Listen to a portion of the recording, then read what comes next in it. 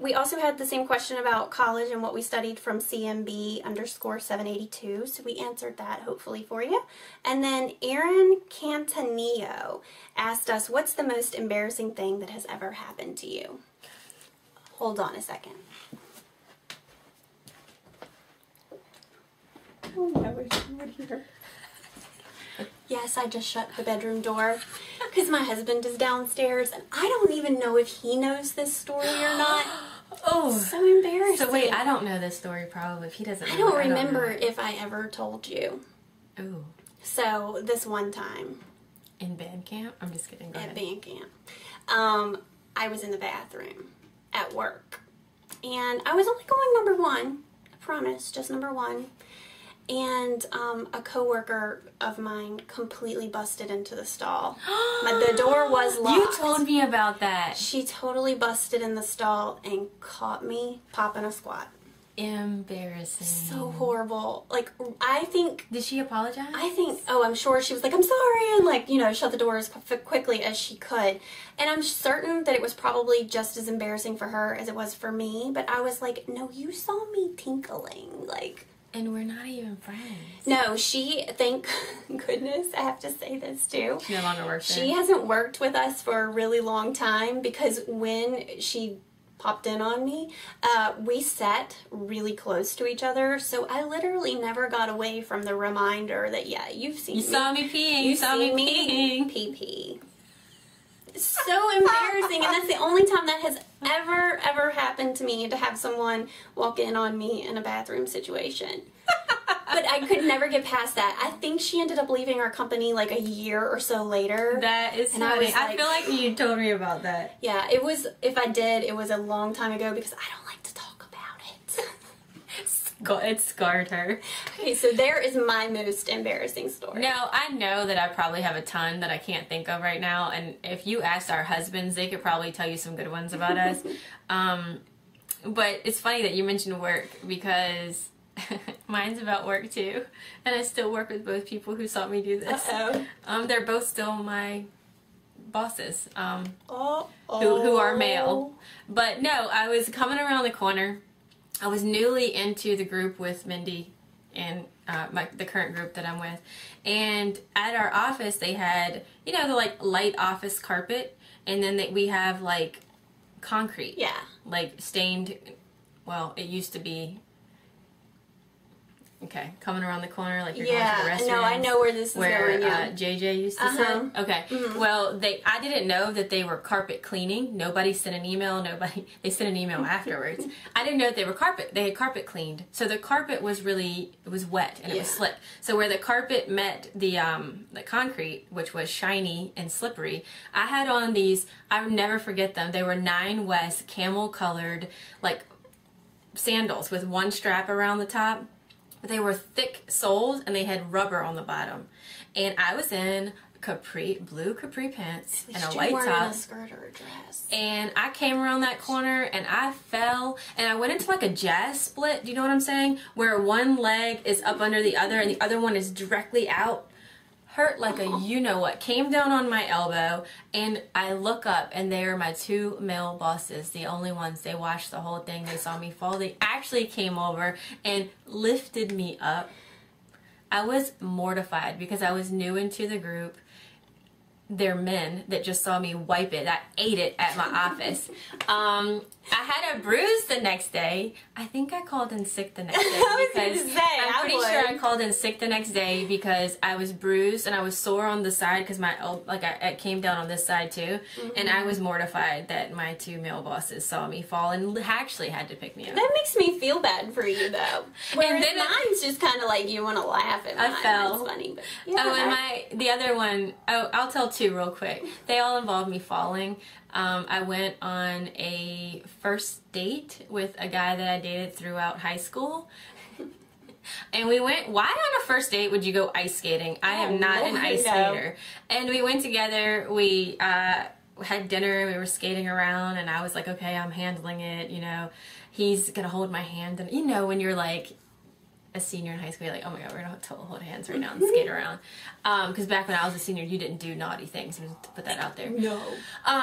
And this little kid from out of nowhere, like 5 years old, comes in front of me, cuts me off. I fall down. I start laughing so hard. I'm mortified. I hurt. My knees hurt. The rink guard, like this big burly guy, comes skating over. The guy that's with me was trying to help me up, but I couldn't get my footing. And the big giant guy literally came, grabs me like right here by the arm, and props me back up. And I was like, oh my god, we're never going out again. Like, you know, we ended up dating for like a long time after that. But it was like, if you don't like me now, this is it. I'm sprawled out on the ice because a 5-year-old made me eat it. Man, he came in hot. He came in hot, and I was so mad. Yeah. So falls are Jayme's thing. Yeah. Okay, what else do you have on your Instagram? Okay, I have Shell Curry. She said, for me, when did I first fall in love with boxers? And Mendi, when did you first fall in love with labs? Oh, that's a fun question. I like this one. Yeah. Do you want me to go first? Yeah, go for it. I first fell in love with labs as a little girl. My first dog was a black lab, and her name was Honey. We got her when I was a baby, like, I mean, 1.5, something like that. And she lived to be like 10, and she was a wonderful dog. I loved her. I was very much a tomboy when I was little, and she was my best friend. She palled around with me everywhere. We built forts in the woods together. And then when I met Chris, he already had a yellow lab, Maggie, who became like... Who was one of the best dogs ever. She became like my heart and soul. She was the sweetest girl ever. A big girl. Big girl. Like 108 pounds big. She's big.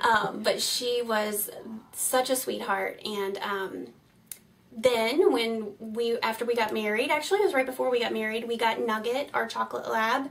And she was a sweetheart. Like all Nugget ever wanted to do was just be loved. Love you and be loved. And she said everything she ever needed to say to you with her eyes. She had very expressive eyes. We have lost both of them. Obviously, time has passed, and we've lost them for different reasons. But we currently have Zoe, our 4-year-old chocolate, who is, I'm obsessed with her. Obsessed. She's crazy. She's crazy. And I love her. Yeah. And she loves me. We have a special bond. And then little Ruger, my black lab puppy. So we're a lab family, probably always will be. Not that I'm opposed to ever having another type of dog, but for what we do with our dogs, labs are just a really good fit for us. Yeah, and it's funny because we were just talking about this the other day, that I should be a lab person because I grew up in a house of labs. We got my brother the first chocolate lab when he was in high school. Bart, he was giant. He would have been a good boyfriend for Maggie, I'm just going to say that. He was fabulous. And then my mom got one of Bart's puppies, Hunter, who stayed with us, and he was adorable. He reminded me a lot of Nugget. And then my brother got another dog, BJ, and then he chocolate lab. My brother currently has a black lab. My cousins have black labs, Kristen and Ford. And I don't have labs. I think I don't have labs because everybody else in my family had labs, and it's kind of like if my brother has a lab, I'm going to do something different. You know what I mean? But the boxer love, I couldn't quite remember this, and then it dawned on me, my friend Barbara, who does not watch these videos, we went to high school together, and I was probably right out of college or in college and ran into Barbara, and she had one of the coolest boxers I've ever met. Her name was Sugar. You could do anything with this dog. I don't know why I thought it was so cool that Barbara used to come to these house parties we'd have with Sugar, and Sugar would be in a black and royal blue, like sleeveless fleece. It was an Old Navy fleece, I think, and the dog would always wear it, but she was so chill and so sweet. I think Sugar lived to be like old. And funnily enough, with Barbara has Cooper, one of my boxers. She has 2 of his sisters, and the boxers that she have actually look just like Cooper, and it's really, really cute. But Sugar kind of turned me on to how sweet they are, how quirky they are, how crazy, like weird, like they're just quirky, funny dogs. And yeah, I have 2, Barkley and Cooper, and we are a little bit different from Mendi and Chris. We are all over. I feel like this is a theme in my life. We're all over the place. We have a pit bull. We have 2 boxers. there's probably 10 other kinds of dogs we would like to have. But when you think about it and you look at your babies, you're like, but wouldn't I want a boxer again? And wouldn't I want a pit bull again? I told Wes that I feel like we always should have a pit bull because they have a bad rap. My baby girl is fabulous. Yes, she is. But yeah, I don't know. You need to love them. They're just so sweet. And then I can get my lab fixed through her. Yeah, there you go. Yeah, we love animals. Oh we my love gosh. dogs. Love our babies. We cannot help it. All right, let's see. Kara Klorsch, and I'm not saying it, I hope I'm saying your last name. Super nice. She asked, do we both come from large families or small families? Small? Like, I'm one of 3 girls, and my sisters are 8 years and 12 years older than me. So I was the like, oops, look at what just happened. I'm the youngest, yeah. So, yeah, mom and dad did it again. But I love my family. I have a great family. So it kind of. And you have 1 niece and 3 nephews? I have 1 niece and 3 nephews, and they range from 8 to 22, almost 22. Wow. So yeah, they're, yes, wide-ranging ages. I have my parents, and I have 1 older brother, and he's 4 years older than me. He is married, and he has a 5-year-old son, so I have only 1 nephew. So yeah, very small family, but our extended family, we get together for all kinds of things. So it's never just my brother's family and my parents and I. Yeah. Like it's some cousins and yeah. Yeah, my sisters both live away from Richmond, so it is more just like my parents and I most of the time. And then for like holidays, we'll all get together. All get together, yeah. All right. Kara also asked, do either of us want to eventually have our own children? Dun, dun, dun. The question we have been asked a lot, yeah. Yeah, we get this asked a lot. The jury's still out for me. We're not sure. We talk about it. We put it on the back burner. We talk about it. We put it on the back burner. Who knows? Yeah. TBD on that. Yeah. It's not off the table. Stay tuned. But yeah, we'll see. Yeah. We'll let you know. I'll let you know later on that one. I'll have to, I guess. Yeah, definitely. And Chris and I are kind of at the place right now where we're just really happy together alone, the 2 of us, plus our dogs. Yeah. And we're content. I think you just have to know what works for you and what you're happy with. And you need to understand your lifestyle and where you see yourself being 20, 30 years, 40 years down the road. And for right now, we have kind of made the decision together, thank goodness we're both on the same page, that we don't want to have kids at the moment, but you never know. Yeah, you have to say you never know. It's funny because, number one, you never know, because when you're at our age, if something were to happen, there is no question about, and this doesn't get into how we feel about anything, but when you're in your 30s, let's say you, oh my goodness, I got pregnant. Hello, you deal with it. Yeah. You just... You're there like, you go. Okay, this is what I'm doing. But, you know, we're very cautious people. But, you know, the thing is that I have been around some people that have said, age to the, you know what, no. And I just met a couple who said no a few weekends ago. And they have like a 10-year-old. And they're like, it's the best thing that ever happened to me. But it is true what Mendi said. I think you have to be really happy. And you know what else you have to be? You have to be really stable with yourself, confident in yourself. And you have to be have a stable marriage and a working marriage, a team with your partner, which we both have that. We're very lucky that we have that. But yeah, you just never know. So we will do TBD. Right now we have our fur children. We have our husbands.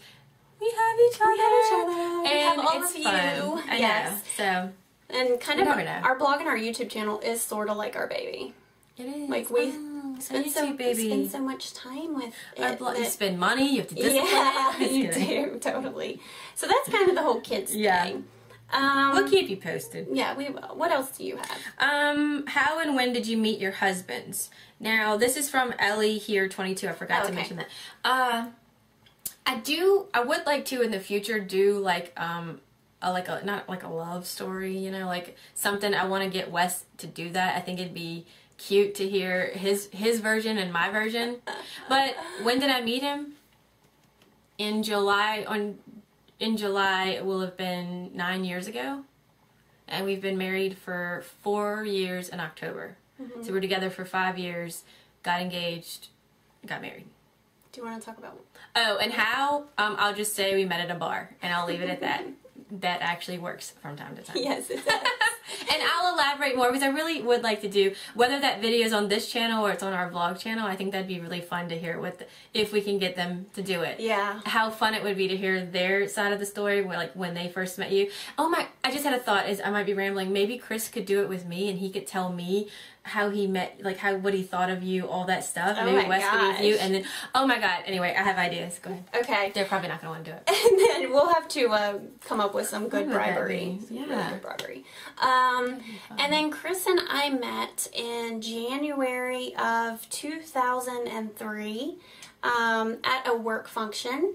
And yeah, I knew right away that I thought he was super attractive and who's that hottie? Definitely my type. And it was, we took it slow, obviously, for the first couple of months, but then I was like, yeah, I got you, boy. Locking it down. Yeah. And we got engaged in October of 2003. So really, technically, I only think dated for like 6 months because the first couple months was a slow process. So dated for about 6 months before we got engaged, and then we got married in April 3rd, 2004. So then from engagement to wedding, it was like another 5 or 6 months. And we just celebrated our 9-year anniversary in April. Awesome. Yeah. Yeah, hopefully we can, sorry that I got on that tangent, but hopefully we'll elaborate on that a little bit more. I just think that might be fun in a different video. And I have to say, I have to insert something here because I know a lot of you guys might be newlyweds or about to embark upon marriage, or maybe you're at the 10-year level, kind of like I am. I think that every year of marriage gets better with time. You know, please don't listen to those people that are like, oh, married, why do you want to do that? I still hear it. I still hear that, Yeah. and I'm in my 30s, and I'm like, why are you married if you say that? Yeah. Like, it is work, but it's not, it's different work. It's not work like you go to work every day, you have to go to work every day. No, it's work because you want to work on it. You want to make it great. You want to make it fun and new and fresh, and you want to make it last. And you want to, just like you work on a friendship, you work on any relationship. Yeah, absolutely. But it should be fun. And you know, I still sweat the small stuff on occasion, and Mendi will tell you, being married longer than I've been, that you learn as you go the stuff that's really a big deal to bring up or talk about or argue about.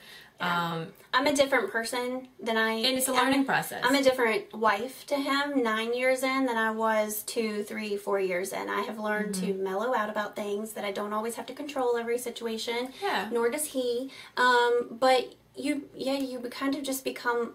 We're at the point right now in our lives where we're just like, this is so easy, and we're best friends, and we love each other, and we feel so happy. Yeah. Well, the key is to not always finger point the other person. The key is to say, oh, I totally snapped right there. I shouldn't have done that. My bad.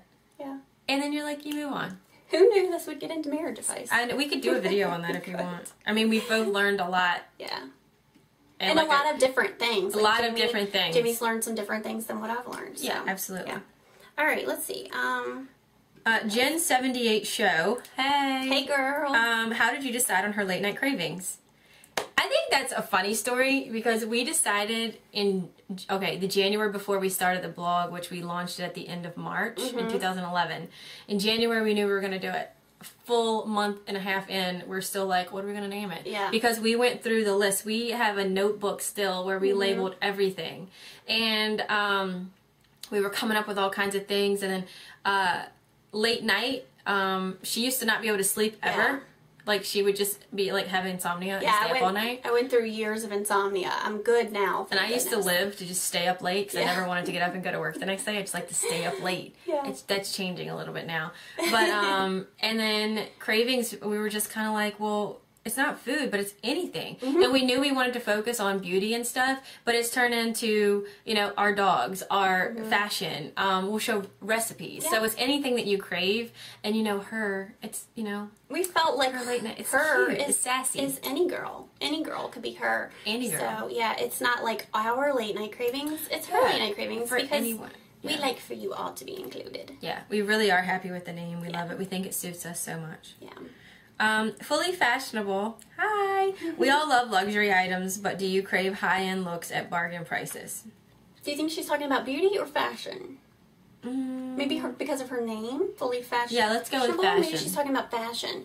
Yes, absolutely. I will throw out Forever 21. Like, I think that they have more of like the trendy things that you might see on more like name brand designers out there doing, but they make it really affordable. The quality might not be exactly the same, obviously, but I think they make it really affordable for you. Yeah, it's fun because like even outlets like Michael Kors. Michael Kors is a little pricier. I wouldn't just always, sorry if I scratch, I wouldn't just always go to Nordstrom and buy a Michael Kors bag. You can go to the outlets though, and you can pay attention to when they have sales, and some of the stuff in the outlets, it's not just because they're 18 years old, it's just, some stuff I think are made for the outlets. TJ Maxx, Marshalls, they have like designer brands marked down. I don't get into that so much because I lose my patience, but Mendi's found some fabulous designer jeans at Marshalls. Yeah. But yeah, we do, and we like to look, we'll look at magazines, and then we'll go and be like, oh, for example, let's say you want a denim jacket, and you've seen in a magazine that Page Jeans has one that you have to have. Well, you could probably find a cute one at Kohl's. You can find a cute one at Old Navy, at the Gap. Target. Like, you take those fashion magazines and then you bring it down to where you are on your level. If you're a Target shopper, we are. Yeah. Go to Target. You can find and kind of make your higher end outfits for like a cheaper price. It's kind of fun. Yeah. And I would say that I don't really splurge on fashion. I like to keep my fashion affordable. Me neither. The one thing that I will splurge on is handbags. Bags and shoes. That's still not like crazy. We don't go nuts. But you know, a Michael Kors handbag because I'm on vacation is like a treat. So, yeah. Yeah. Right. Roll Tide Girly. Hi. What's your all-time favorite foundation? Oh, well, I don't really wear foundation, like full face foundation. We don't wear, I don't either. So I stick to tinted moisturizers or to BB creams.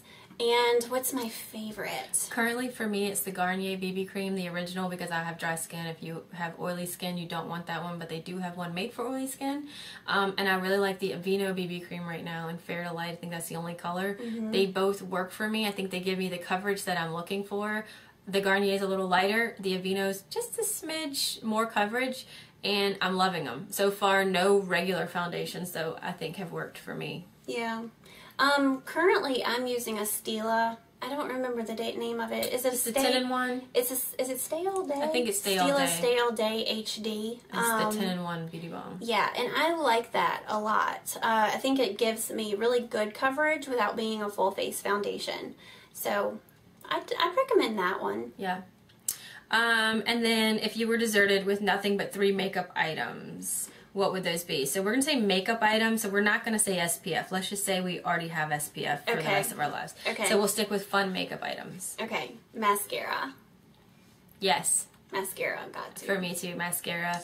Definitely a nice lip balm, tinted lip balm, maybe a fresh sugar lip balm, because it's color but it's balmy. Because if you're like, I'm assuming deserted like on an island, I don't think I'd want my hair whipping in my lip gloss. Yeah. You know? So maybe like a tinted lip balm like fresh sugar. Yeah. And mascara. then waterproof mascara. Because of my crazy, it'll just stay on forever. Yeah. Because of my crazy hair, I'd have to have something to tame the frizz. Some like anti-humidity frizz protectant control super duper hair cream. I'd probably need that too, but I'd probably opt. Okay, so sorry, my camera battery was full. My memory card was full. Yeah. And we have ended up making this obviously a very long video. So we just were discussing. We're gonna make this part 1, part 2. You guys, this will be the end of part 2 that you're seeing now. Yes, so thank you. You'll kind of get the whole point of it. Yeah, so thank you for sending in your questions. And if we missed any, we totally apologize. We will do this again, so hang on to it. And we'll do a Q&A another time. Yeah. But yeah, this is fun. I hope it made you guys feel like you knew us a little bit better. Or you learned something new about us. Anytime y'all have a question, feel free to shoot them to us, because we're here to kind of just give you guys information. Yeah, sounds good. Well, thank you so much for sticking with us through both parts. Yeah, I hope you guys enjoyed, and we will see you in our next video. Bye. Bye.